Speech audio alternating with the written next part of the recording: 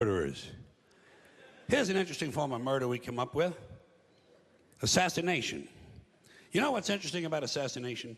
Well, not only does it change those popularity polls in a big fucking hurry, but it's also interesting to notice who it is we assassinate. Do you ever notice who it is? Stop to think of who it is we kill. It's always people who've told us to live together in harmony and try to love one another. Jesus, Gandhi, Lincoln, John Kennedy, Bobby Kennedy, Martin Luther King, Medgar Evers, Malcolm X, John Lennon. They all said, try to live together peacefully. Bam!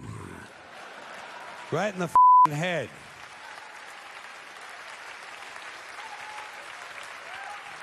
Apparently, we're not ready for that.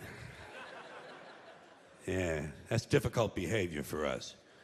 We're too busy sitting around trying to think up ways to kill each other. Civic duty, consumption. It's the new national pastime, baseball. It's consumption. The only true, lasting American value that's left, buying things. Buying things. People spending money they don't have on things they don't need. Money they don't have on things they don't need. So they can max out their credit cards and spend the rest of their lives paying 18% interest on something that costs $12.50. And they didn't like it when they got it home anyway. Not too bright, folks. Not too bright. But if you talk to one of them about this, if you isolate one of them, you sit them down rationally, and you talk to them about the low IQs and the dumb behavior and the bad decisions, right away they start talking about education. That's the big answer to everything. Education. They say we need more money for education. We need more books, more teachers, more classrooms, more schools. We need more testing for the kids. You say to them, well, you know, we've tried all of that, and the kids still can't pass the test. They say, oh, don't you worry about that. We're going to lower the passing grades. And that's what they do in a lot of these schools now. They lower the passing grades so more kids can pass. More kids pass, the school looks good, everybody's happy, the IQ of the country slips another 2 or 3 points, and pretty soon all you'll need to get into college is a pencil. Got a pencil? Get the in there, it's physics. Then everyone wonders why 17 other countries graduate more scientists than we do. Education. Politicians know that word. They use it on you. Politicians have traditionally hidden behind 3 things: the flag, the Bible, and children. No child left behind. No child left behind. Oh, really? Well, it wasn't long ago you were talking about giving kids a head start. Head start, left behind. Someone's losing ground here. But there's a reason. There's a reason. There's a reason for this. There's a reason education sucks, and it's the same reason that it will never, ever, ever be fixed. It's never going to get any better. Don't look for it. Be happy with what you got. Because the owners of this country don't want that. I'm talking about the real owners now. The big, the wealthy, the real owners, the big wealthy business interests that control things and make all the important decisions. Forget the politicians. They're irrelevant. The politicians are put there to give you the idea that you have freedom of choice. You don't. You have no choice. You have owners. They own you. They own everything. They own all the important land. They own and control the corporations. They've long since bought and paid for the Senate, the Congress, the state houses, the city halls. They got the judges in their back pockets. And they own all the big all the big media companies, so they control just about all of the news and information you get to hear. They got you by the balls.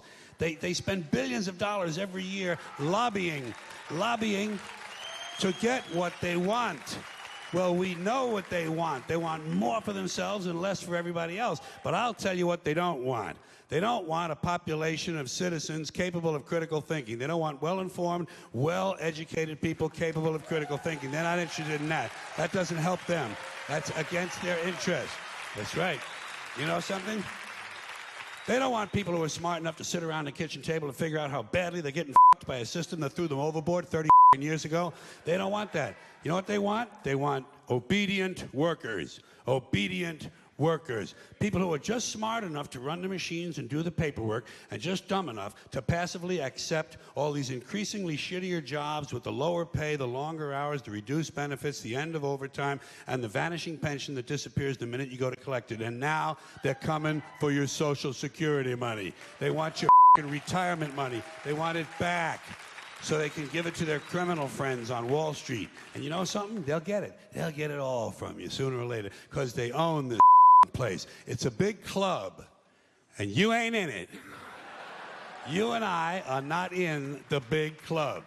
And by the way, it's the same big club they use to beat you over the head with all day long when they tell you what to believe. All day long, beating you over the head in their media, telling you what to believe, what to think, and what to buy. The table is tilted, folks. The game is rigged. And nobody seems to notice. Nobody seems to care. Good, honest, hard-working people, white collar, blue collar, doesn't matter what color shirt you have on.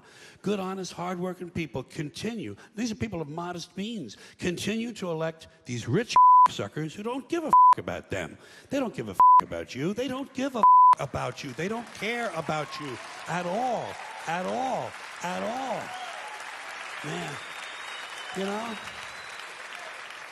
And nobody seems to notice, nobody seems to care. That's what the owners count on, the fact that Americans will probably remain willfully ignorant of the big red, white, and blue that's being jammed up their assholes every day. Because the owners of this country know the truth. It's called the American dream, because you have to be asleep to believe it. But say what you want about American folks. Yeah.